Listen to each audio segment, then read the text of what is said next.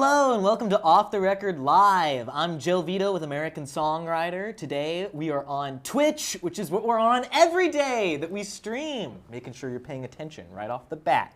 We're in Neon Media's wonderful studio here in Nashville, Tennessee, and joining us today is the wonderful Mishka. Hey. How you doing, man? I'm good, man. Good to be here. Yes, we're so excited to have you here. Mishka has a very fascinating life story, if you're not familiar with it, and we're going to be diving into parts of that today, as well as talking about some new music that you're working on and more. So it's going to be a really exciting conversation. But before we dive in, I'm going to take a moment to say that you got to subscribe to our Twitch channel if you haven't subscribed to it already. This is very serious. I'm not joking around today. I think there's a bar that they're going to put underneath me, or there's going to be definitely a button around the screen somewhere where you're going to be able to hit subscribe. And if you haven't subscribed yet, please do. That's how we make all this happen, is having folks like y'all supporting us. And today, as well as every other day we stream, you're going to be able to send in your audience questions. Drop them in chat. We will be reading them. We'll be asking them. It's going to be a lot of fun. But we're going to kick off our conversation today with some icebreakers. We have new icebreakers today, if you're a frequent watcher. So I'm excited to dive in. I'm ready. Break the ice, man. If you're going to get up early in the morning, do you set an alarm? And if so, what is your alarm sound? I try to avoid alarms. Yeah? Yeah. But actually, since I've been here in Nashville, I've been staying at this hotel, and the fire alarm's been going off every morning. So.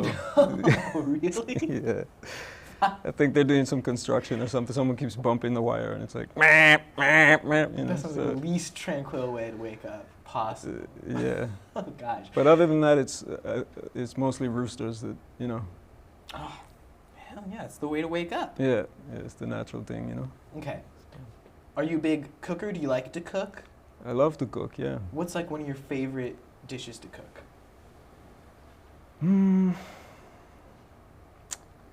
I really like to cook like a veggie stew kind of thing, curry kind of vibe, you know.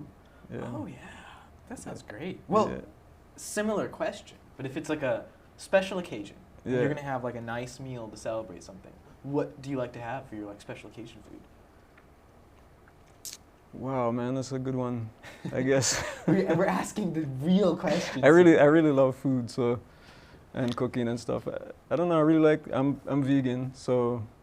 Yeah, there's no turkey or anything like that. Just love roast veggies, big salads, you know. Oh, yeah, stews, soups, anything like.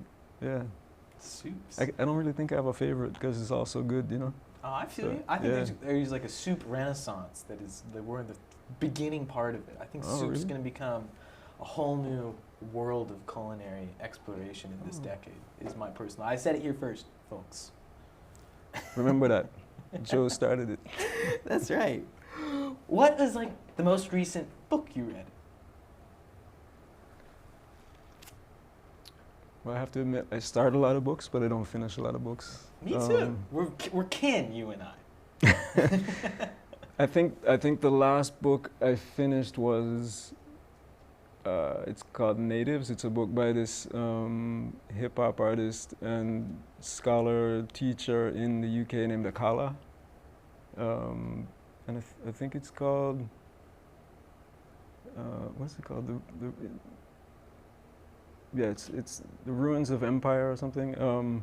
It's basically about the history of the British Empire as it pertains to mostly to people in the Caribbean. You know, it's a history of slavery and colonization, and yeah.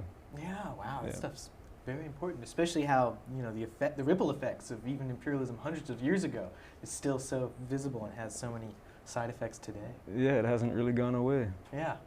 Wow. What is a record or a song or just like maybe a piece of music that you really appreciate that you feel like is underrated? I don't know. Underrated. That's a good question. I don't know. I mean, there's a lot of new artists that I like that I think are great, but I think in time they'll probably blow up. Do you have any you could name? I don't want to put you on the spot. So I've been listening to Joy Oladikan. I don't know if you know her. I think she's actually based here in Nashville, singer-songwriter. But I know she's doing big things and blowing up, so I don't think she's really underrated. She's just not fully known yet. Yeah, really dig her music. Actually, Akala, the author of that book, he's amazing. Hell yeah. Man, there's so many artists. Hell yeah. Okay, so let's see. What am I gonna ask you next? I got a whole new list of icebreakers here, and they're very exciting to me. Yeah. If you had to, what's your favorite instrument to listen to? Like if you were gonna listen to maybe like a record where it's just one instrument playing solo, like what is an instrument that's just its sonics that you really enjoy? I really love bass. Yeah, I really love, you know, records that are bass heavy, and you know, really good bass playing. Hence being a big reggae fan. And I really love guitar, lead guitar. Particularly like a lot of West African stuff, like you know, like Mali blues stuff like that. Yeah. Yeah. All right. Is there a film or a TV show or maybe like just some kind of piece of media that would have music involved that you feel like you watch and you're like, oh, that had a really good soundtrack?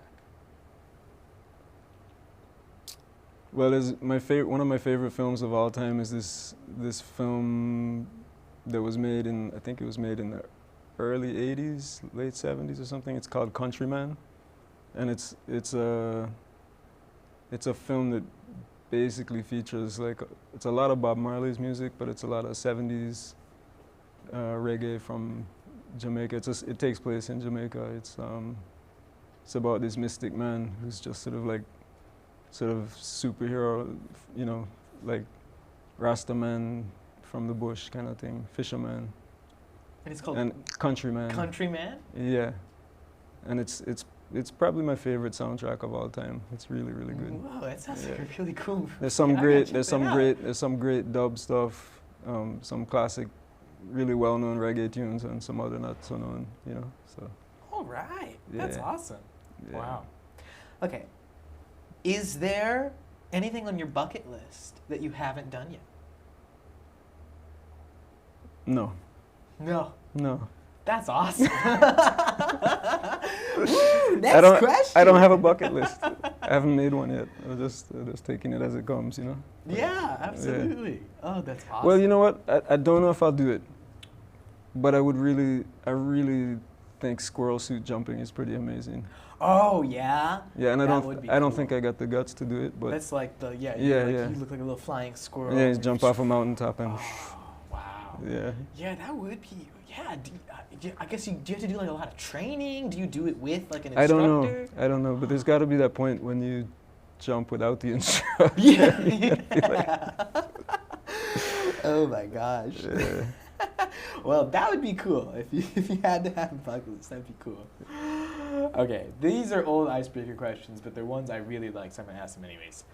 What was the first music, like whether it's a record or like a CD or a single or whatever, that you bought with your own music, with your own money? I remember it clearly. I bought John Lennon Yoko Ono Double Fantasy when it came out in 1980 or 81 or something. Right on. Yeah, so I was about 6. You were 6? Yeah, you got it? Something like that. Whoa. Yeah. That's awesome. That's. And I don't know if it was my own money because I wasn't exactly earning money at 6. So Absolutely.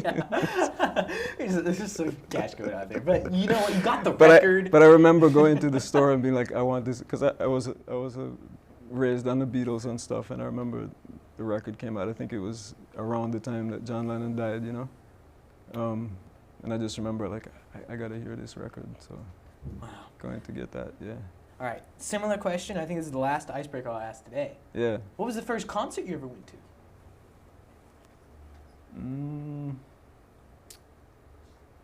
So like actually going to the thing is where I grew up in the Caribbean, and there were always a lot of kind of shows and things just around, like, you know, like calypso and stuff, people playing on the dock and, you know, just kind of there.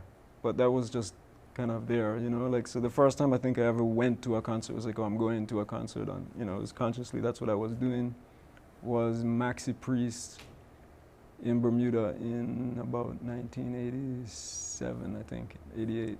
Right something on. like that. Yeah, it blew my mind, it was amazing. That's awesome. That's the most you could hope for out of a first concert. Yeah. Oh my gosh, wow. Well, those are our icebreakers. Before we dive into our main interview, I think we have some questions coming in from chat. I can see them on the screen in front of me. What do we got, Catherine? We do. We have some audience questions. Yeah. So Music Fiend 124 wants to know, what's your favorite songwriting or production moment? Well, that's a nice question. I don't know. I think it's really sort of in the middle of recording, you know, when it's just, you kind of feel it happening. Not the very first takes or whatever, but when, you know, you get a few instruments on the record and it's starting to really take form. It's pretty exciting time when you start to hear it go from a sketch into something of what it's going to be. And then I guess the final part, like when you're really doing the mix and, you know, and hearing what it really is going to be at the end too. But yeah. Awesome. Finns Findley wants to know, if you could collaborate with any artist today, who would it be? Oh man, there's so many. Well, I really love that artist who I mentioned before, Joy Ladican. She's amazing. I think she's a great songwriter and singer. I mean, there's legends who I wouldn't even think it possible to collaborate with. You know, people like Bob Dylan or Joni Mitchell. You know, one of those people I grew up listening to, Jimmy Cliff maybe, or. But, you know, some things probably not possible. I really love this artist too named Michael Kiwanuka out of the UK. Yeah, but the list is probably endless. I mean, I could just sit here and talk about artists that I love. So. Michael Kiwanuka's amazing. Genius, man. Really fantastic player, performer. Oh yeah, I love that stuff. What Home was the first kind of big single he had out yet. So beautiful. Incredible. Oh, wow. Yeah. Do we have more questions coming from chat? I see too that we have a comment here from Lisa A. Dixon, who said that they played Above the Bones at her father's funeral. Huge fan, which is awesome. Do we have any more questions by chance? We actually have a couple of viewers and fans who want to know if you have any plans on touring in Bermuda or the UK anytime soon. So plans. We make plans and they don't really work. Pandemics happen and things happen. I'll put it this way, that I have intentions definitely to tour and to play both those places. Bermuda being where I'm from, I try and go back as much as I can to see family, and and then the UK is where I started out in music, and I know I got fans there, so yeah, definitely it's an intention to get back there at some point. So. Awesome. Yeah. Well, I think we'll dive into the main interview at this point. But keep your questions coming, chat, because we're going to be asking them throughout the whole time. There'll be time at the end, too, where we're going to make sure we get them all in. So keep them coming. We love them. So is the ice broken now? The ice is broken. We have plunged into the waters. We are now swimming. And speaking of water, speaking of swimming, I want to start by talking about your upbringing. Because you were born in Bermuda. You were raised on your family's boat, if I am correct here. Yeah. What was your childhood like, and specifically, what was your relationship with music like when you were growing up? I know you mentioned seeing like calypso bands and stuff, but yeah, what was your relationship like with all of that? So, I mean, well, the first question, what was it like? I don't know what it was like, because it was my experience. You know, it was like I don't really know what to compare it to, except what I can see retrospectively looking back and realize it was kind of different. You know? But at the time, it was just, you know, it was just being a kid, and I just happened to be on a boat, you know. Yeah. My relationship to music was really like my main form of entertainment, because we didn't have TV. We had books and we had a tape cassette player. We lived on a small sailboat. It was like a 42-foot boat, didn't really have much electricity, so we couldn't run things like TVs and stuff. We had, I think we even just started out with like a battery tape player in the beginning. Wow. But yeah, just listening to tapes was really, we used to listen to books on tapes and stuff too, but music was just a really nice sort of bubble you could live in, floating and listening to music it was just a very spacious and kind of beautiful space to be in. So I felt like I was inside music and music was inside me. It was kind of one thing. Wow. When did that grow into you playing music yourself?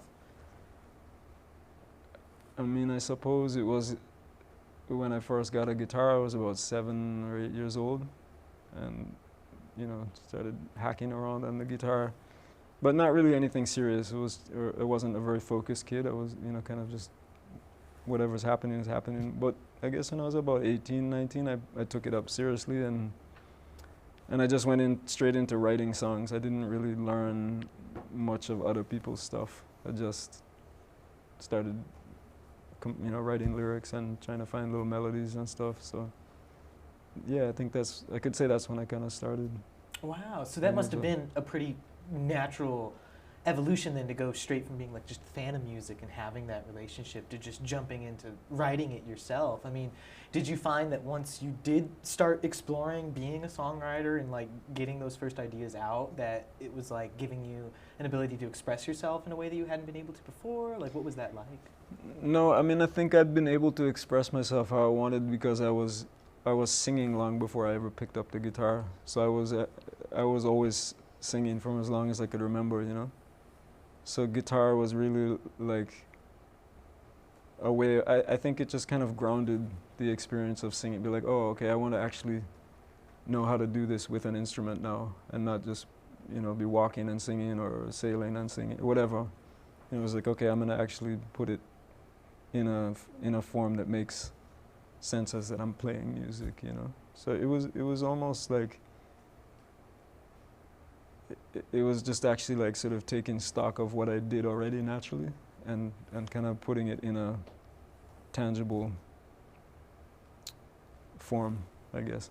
Yeah, wow. Like a structure. Well, I want to talk about how that kind of like kick-started a recording career and kind of led you to where you are now. But before I do, I want to backtrack a little bit and ask about an episode from your life that I believe happened when you were 4 years old, which was meeting Jimmy Buffett. Yeah. So Jimmy is a sailor, I guess.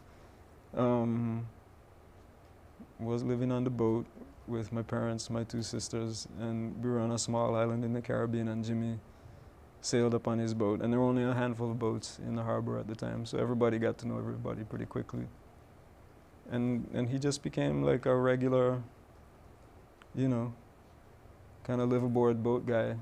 Every year he'd come down and, we'd sort of cross paths over the years, and yeah, I wouldn't say we were like close friends with him, but, definitely he's just part of the scene, and knew Jimmy growing up, and he would play like, in the local bar and stuff there. And wow, that must have been really cool. Do you feel like that had an impact on you as like a kid growing up in that kind of environment, or being that close to just that level of musical talent? Well, I mean, with no disrespect to Jimmy, I mean, his musical talent I think there were a lot of other musicians around who were probably as talented or more so. He just happened to be one of the famous ones. So, I mean, music was a thing, like I was saying, was around, But I think the idea that, even that music is a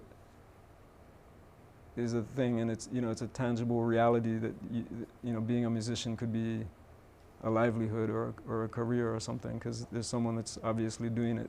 It's right right in your space and witnessing it. So yeah. Wow. So now kind of walk us through. So you were in like your early 20s. You'd already kind of started writing music and playing guitar and all of that. What led to you eventually like playing shows and getting like your first record deal, which I believe, I wrote it down, was with Creation Records? Creation Records, that's right, yeah. So 18, 19, picked up guitar, just kind of wrote nonstop for 4 or 5 years, like just learning to play and to write at the same time. Yeah, my big sister is a singer-songwriter as well, and she is friends with this woman who's Alan McGee was head of Creation Records back in the UK. She was friends with his fiancée at the time, and they came on holiday to the Caribbean where I was, and my sister was like, she's like, you should play Alan some of your music, you know, see what he thinks of it, and he loved it, and he was like, he wrote me in to come into the UK and making a record, which was incredible. I mean, it was like a kind of whirl. I kind of didn't want to do it because I didn't know if I felt ready to do that, and even if being a musician was something I wanted to do. I love playing, you know, and I love music and the spirit of playing music, but I was like, I don't, you know, going big city and music industry, it seemed kind of daunting, you know. Anyway, but he really liked the music and encouraged me to come to England, and I made a record. And what was it like after you made it? Do you feel like some of that doubt shifted or evaporated? Well, the doubt kind of shifted when I started doing live shows. So I hadn't really done live shows before, and I was kind of bitten by the bug of being able to express to an audience the songs I've been writing, you know, and the kind of feedback. And I mean, when I say feedback, I don't mean like the press or what people were saying, but just like the energy of playing for people and seeing people really enjoy it, you know. And that was something I was like, I could do this. I like doing this, you know. So, yeah, that was it. At that point, I didn't really think there was a way back. Yeah, well, and then of course too, you had your first single, "Give You All the Love," on top 40 of the UK, and so I'm sure that must have been a validating feeling too. It was good, but you know, I mean, as I get to know, you know, the music industry and everything, I also understand that it's part of, you know, I was signed to what was a pretty big label at the time. So I mean, validating, yes, on one level, you know, some level of recognition, but I also know it's kind of part of the machine that either makes you or doesn't make you, you know. And I was fortunate enough to be with a label that was able to make it, you know, because I know there's thousands of people who are probably a lot more ready than I was to be doing it, who probably would have made, you know, more of the situation. But yeah, no, it was a good feeling to know that people liked it, I guess. Yeah, wow. Yeah. Well, now, for the sake of our interview, we're going to fast forward a few Yeah. years, and I want to know a little bit about your relationship with Matthew McConaughey and how you two ended up meeting, and he founded a record label that you had to be on. What was the story there? Well, I mean, long story short, he was really a fan of that first record that I did on Creation Records, and then decided to create a label. I wasn't on a label at the time, so he was like, thought he would, you know, make a label that I could put my stuff out on, because he had the means to do that. So yeah, I put out 2 records on JK Living Records, which it didn't last that long. The label kind of dissolved. So yeah. Yeah, wow. Well, what did that even feel like to be like contacted by Matthew McConaughey? Was that all kind of like an odd thing to navigate, or like a little surreal in a way? Not really. I mean, he's just a guy, you know. I mean, I wasn't really even aware who he was, because I'm not really into Hollywood and movie stars and all that stuff, you know. So it was cool, you know. He was just somebody that really liked my music, you know. So yeah. Well, that's awesome. Now, I want to ask about another thing that happened in 2010, which is you did a track with Willie Nelson, Homegrown, which we talked about a little bit beforehand, but what was kind of the story with that track? How did Willie end up being on it? So the track's called Homegrown, which, you know, obvious title for Willie to be on. And when I was on that label on JK Living Records, there was a connection, I guess the Texas connection to Willie. And so I didn't actually get to meet him at the time. We just sent the track to Willie and was like, "Hey Willie, it's a tune about weed, and you know, it's called Homegrown. Do you want to sing on it?" And Willie was like, "Yeah, sure." So he played his guitar, his little nylon string. He played some cool riffs on it and sang a couple of choruses, and yeah, that was it. It was. I mean, it's for me that was a really big honor because he was one of the artists I grew up listening to, and my mom loved some of his stuff. So that was really cool. I mean, if you talk about validation, that, for me, someone who's that kind of OG singer-songwriter, and like we were talking about before the interview, like he's up there and he's still playing his guitar and still singing, and he's killing it. He's legit, So I have a lot of respect for him, and and then I actually did finally get to meet him, maybe 2 years ago in Maui. He lives in Maui some of the time. So a guy who plays percussion with me also plays with his son Lucas. Oh, right on. Yes, amazing conga player named Tato, and we were at the same restaurant, and Tato was there with Willie and Lucas and family, and I was like, man, I gotta actually meet him for real, not just on the recording, Yeah. So I said hi, and he's a total gentleman, very mellow, good vibe person, So. That's awesome. That is so cool. And I'm sure, like, I know you already mentioned that. I mean, that was a great feeling of validation. But just to get the track back and listen to it for the first time with his guitar playing and singing on it, I'm sure that was a really cool feeling. Yeah, it tripped me out. I was like, wow. You'd be like, I wrote that. Because that's a voice that it's like, I think Ray Charles said once, if you hear Willie sing one note, you know it's Willie. You definitely know who it is, man. Oh, that's so cool. Wow. Yeah. Well, I know that after the label stuff with McConaughey, you ended up on Jimmy Buffett's label. What was kind of the story with that and kind of having that professional relationship with him at that point? So that was like so Jimmy, like I said, knew him since when I was little, and then would bump into him every 5, 10, 15 years, whenever, just however things move occasionally, you bump into old friends. So I bumped into him in Long Island in 2012, I guess, maybe, something like that. And he was like, well, what are you doing now? I know you put out a couple records. And I was like, yeah, and I'm independent now. He's like, well, he's like, I have a label if you want to do distribution through my label. So I had 2 records that I was working on at the time, and we put them out through Jimmy's label, and then actually did a collaboration with him, which was cool. So I had a song I was writing at the time called "Ocean Is My Potion," which seemed like a kind of Jimmy title and vibe. So Jimmy, similar to the Willie thing, sent him the track, and he sang a verse on it and stuff. And then I ended up covering one of his songs, which to me was the coolest part of it, because I covered one of his tunes acoustically, and then him and his guitar player Mac McAnally, they liked it so much that they actually put harmonies and a bit of lead guitar on it too. Oh, wow. So it kind of came full circle. It was a song that I'd grown up listening to and stuff. Which Buffett song was it? It's called "Trying to Reason with Hurricane Season." Oh, great song. Yeah. And so I did this kind of like, I changed the key and the vibe of it a bit, and played it a little more like a kind of reggae vibe,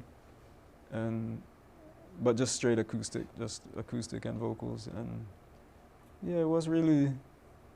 I think it's one of my favorite.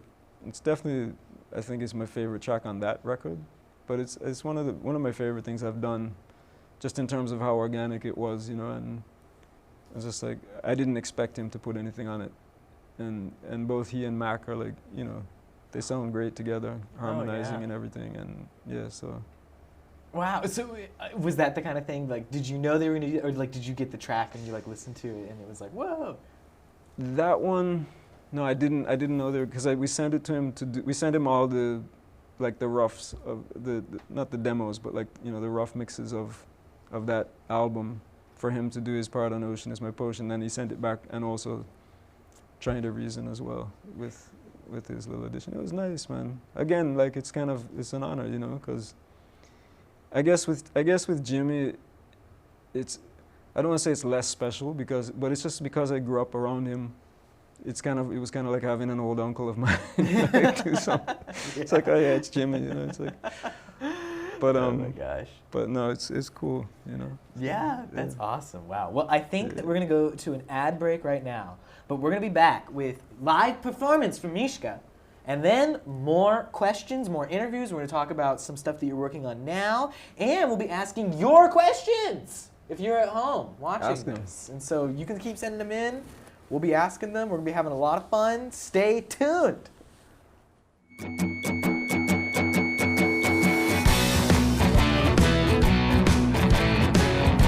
We're here with Mishka, and we're going to have a real treat. You're going to play us a few songs. I am. What's the first song you're going to play us? So I'm gonna play a tune from about 10, 12 years ago. It's called Shadow in the Shade. And this is a song, it's kind of like, I could have called it, I thought about it actually subsequently, and I thought maybe it should be called The Day in the Life of a Star, because it kind of follows the idea of like a star in the sky and then the sun coming up and the star disappears, because the sun's so much brighter than the star. But the star is still there. But then the flip side of it is, it's like a shadow. The star, when it's, you know, outshone by the sun, it's like a shadow in the shade. It's like you also don't see the shadow in the shade of something.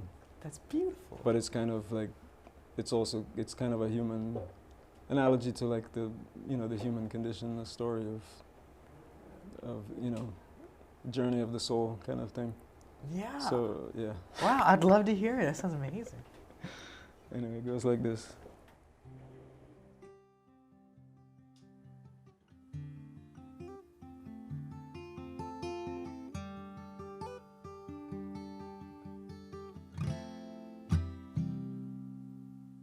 You were the brightest star in the night sky ever displayed. But in the early morning light, you started to fade. You had a revolutionary vision, breaking down the barricades.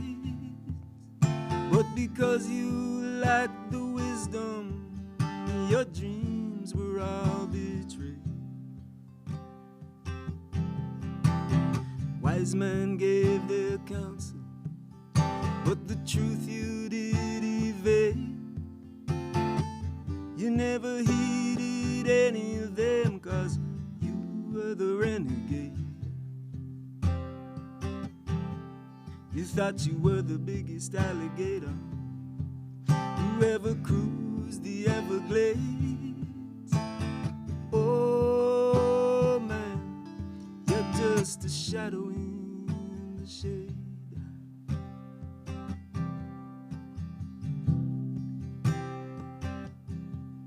So you left your small pool far behind, but now you wish that you had stayed.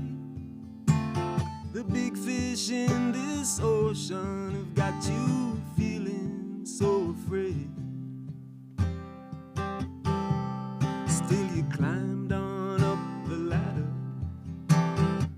You thought you had it made, but your confidence was shattered by the song that a dreamer played.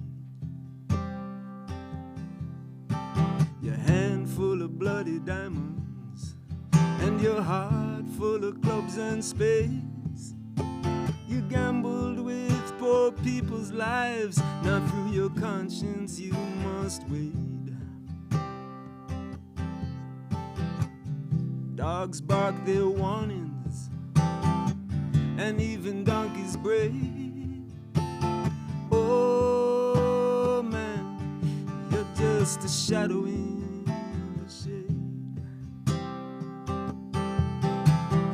Oh, you're just a shadow in the shade. But it's you they'll be looking for.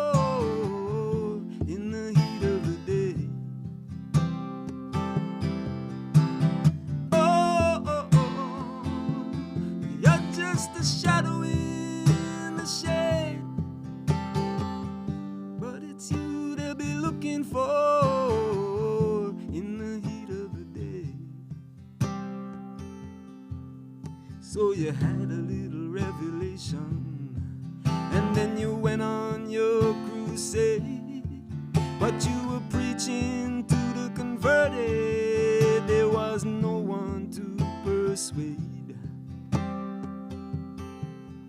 Like the fool that struts and frets his hour upon the stage. You gave your best performance, but no one follows your parade. To be back where you were, now you'd give it all. Your gold, your pearls, your jade. But nobody wants to take that fall. There is no one willing to trade. And little children see right through you. They know it's all a charade. Oh man, you're just a shadow in the shade. Oh, oh, oh, oh, you're just a shadow in the shade. But it's you they'll be looking for in the heat of the day. Oh, oh, oh, you're just a shadow in the shade. But it's you they'll be looking for in the heat of the day. Then you got your wake-up call, but it was a little too late. You thought you had a handle on it all, but you were holding on the blade.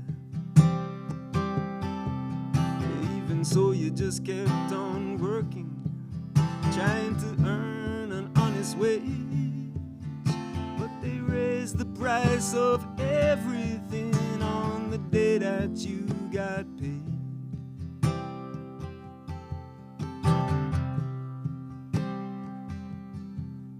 When at last salvation found you, so worn out and dismayed, she was the image of perfection in sunlight well arrayed. She came dancing through the afternoon.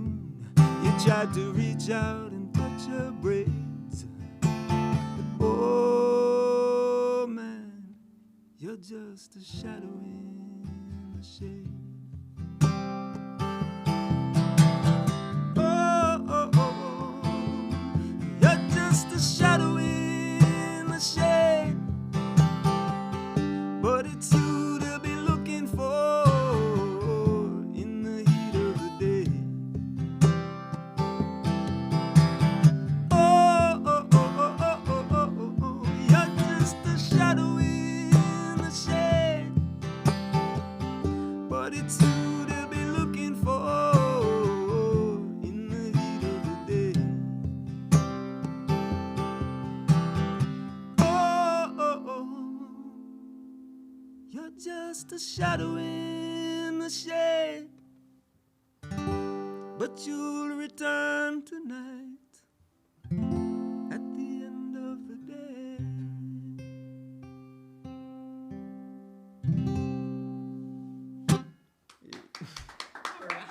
Hey, that was beautiful. Oh my gosh. That's incredible. I want to give a shout out too. A lot of our watchers are really enjoying it in chat. You got Woodthing24 sending flames.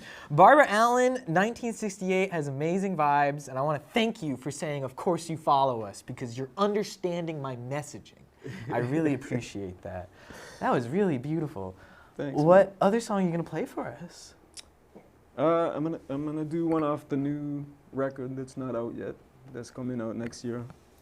This one's called Every Road, and I guess this one's kind of like a bit of a nostalgic song. It's kind of a song about family, and yeah, I guess it's about unity and family, but the larger family, you know, the human family. Yeah. The planetary family, the Yes. universal family. So anyway, this is Every Road.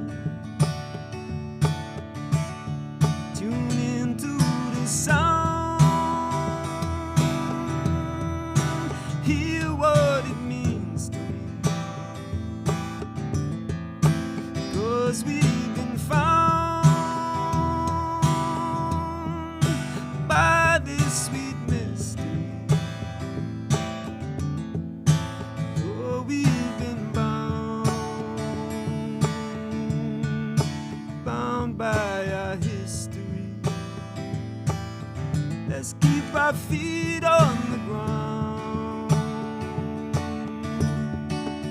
'Cause I wanna walk with you down every road, and I wanna hold your hand in mine. Life will always have its way with us. Do the best you can. So mom, let's walk hand in hand. Daddy, let's walk hand in hand. Sister, let's walk hand in hand. Brother, let's walk hand in hand. Oh baby, let's walk hand in hand. Hand in hand. Hand in hand. Hand in hand. Hand in hand. Hand in hand. Hand in hand. Hand in hand.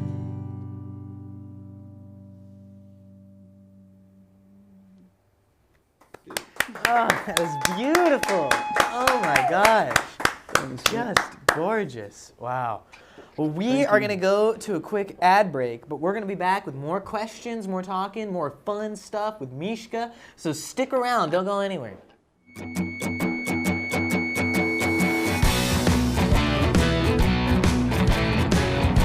Hello, and welcome back to Off the Record Live. We just saw Mishka do an amazing performance of those two songs. That was really fantastic. What a treat. We were just talking about how those songs and your music is so transportive. It puts me in such a tranquil place when I listen to, and it's so great. Oh, cool. So you mentioned that your second song that you played there is off of your forthcoming record, This Love, which is due sometime in early 2022. That's right. What can you tell us about this collection of songs? When did it even start coming together? Was this something that you were working on before the pandemic hit? No, quite intensely before the pandemic. I didn't expect the pandemic. I mean, obviously no one did. Yeah. Oh my gosh. So what was kind of the genesis of this collection of songs? So I have a kind of duality to my genre, as it were. Probably more than a duality, but I'm a huge reggae fan and I love reggae music and I play a lot of reggae. But I'm also like this kind of folky ballad writer too. So I've done records that are predominantly the folky ballad thing, particularly like my first record in '99. And then I've done records that are more drum and bass reggae kind of oriented records as well. And then the last one I did, which was in 2015, was just straight up roots reggae from beginning to end. And a lot of people really liked it, but a lot of fans were like, oh, we want to hear more of your ballad stuff again. So in a way, it was like a response to the ears that listened to me and what they wanted to hear. So it was like, okay, let me do a record with that kind of intention of, just a sort of troubadour, singer-songwriter. It started as a very stripped down thing, like it was just going to be some acoustic guitar, some percussion, and maybe a bit of lead guitar. And maybe a bit of bass, and then, oh wait, that synth sounds cool, and then, wait, I know this guy in Austria who plays strings, and he's amazing, so let's put some, anyway, it turned into a full production record, but it's not, with the exception of one track, it's basically, it's definitely not a reggae record, but except for the one track which you mentioned earlier, Hiccup. Fantastic. And yeah, but it kind of morphed. The idea behind it was, I think, genre-wise, it kind of stayed true to what it was, but it definitely became a fuller production than I intended, especially because of the pandemic, because it was a lot of time. We were supposed to be done. We're about to go into final vocals and mix in sort of February, March of 2020, and then it was like, oh, I have another year or who knows how long, to keep making this record. So it kind of kept growing into something else. Oh, wow. So was that a lot of sending tracks around and just having people put stuff on it? Only the strings. Everything else I did. I live in Maui in Hawaii, and I did everything there with this one recording engineer and multi-instrumentalist and another friend of mine who produced the record. He was like he was the guy that kept me on track, and sort of we had the original vision to do this kind of singer-songwriter thing, and he produced it, and then I worked with this guy Indio, who we originally just hired to do drums on the record, and then turns out he plays everything and is an amazing recording engineer too, so we ended up recording the majority of the tracks at his house. He has a really cool little studio, and yeah, so with the exception of some strings, like I said, which I sent to this friend of mine in Austria, who's, you know, incredible maestro, plays cello, and being in Austria knows all the good violin and what's the other, viola and player and stuff, you know. So it's all like multi-tracked strings on there, which was really cool because I don't really love synth stuff, so it was nice to put the real thing on there, you know. Yeah, totally. Now that said, there is some really cool, subtle kind of synth stuff on this record, and I know you kind of talked about, you know, the environment that you were making it in, but it seems really cool that, I mean, when you did start kind of layering it on, was it really kind of a process of just like trying things and kind of letting like the musical ideas speak to you as opposed to like kind of trying to force something onto it? Yeah, I mean, I think we were kind of sparing. We didn't just load it on. We were pretty sparing with like how much we put on, because I was working with some really talented people. They weren't just, there wasn't much, everything they did sounded really good, you know, so. But yeah, we definitely experimented. And like vocally, this record was, I think I went a little deeper with the vocals on this one. Like I did a lot of vocal layers and harmonies and stuff myself, you know, so I'm like doing my own harmonies and stuff. And then also had a couple of really good friends and a cousin actually from Canada who came to visit and did some harmonies too. So it's I feel like it's more vocally rich maybe than some of my other records, but yeah, well, it sounds really, really fantastic. I'm excited for when it starts coming out. Cheers, awesome. mate. What can you tell us a bit about like kind of some of the themes that you wrote about on the record, and specifically, I know that the songs aren't out yet, but listening to it, there are a lot of themes of talking about love or talking about the world in a way that, upon my listen, I was like, oh, this feels really resonant for like a post-pandemic kind of world. How do you feel about that? Like listening to the songs now, do you feel like they kind of like resonate in a way that maybe you weren't even intending when you wrote them? Yeah, some of them. I mean, like, there's one lyric at the beginning of one song. I mean, and it's not necessarily to say it's true, but it does kind of seem like, wow, we're not going back to how it was. There's no going back. So I was like, oh shoot. I was like, okay, we entered a different realm. Like, that's literally the lyric I wrote down. Right, and I was like, oh, that's kind of weird. But no, like all of the lyrics I wrote before the pandemic. But you know, I think music has a way of kind of resonating through time and space, and it sort of knows things that we don't know. You know, it sends messages like beyond linear time. So maybe some things are just coming through that are, you know what I mean? Yeah, absolutely. Wow. So yeah. That's so cool. Well, it's such a great little record, and of course, I have more questions I could always ask, but I want to check with Catherine to see if we got anything coming in from the chat. We do. We do. We have a lot of fan questions and comments. Finley wants to know, looking back at your catalog, do you have a favorite album of yours? Yeah, you know, it's funny. I really wasn't easy with it for a long time because it was my first record.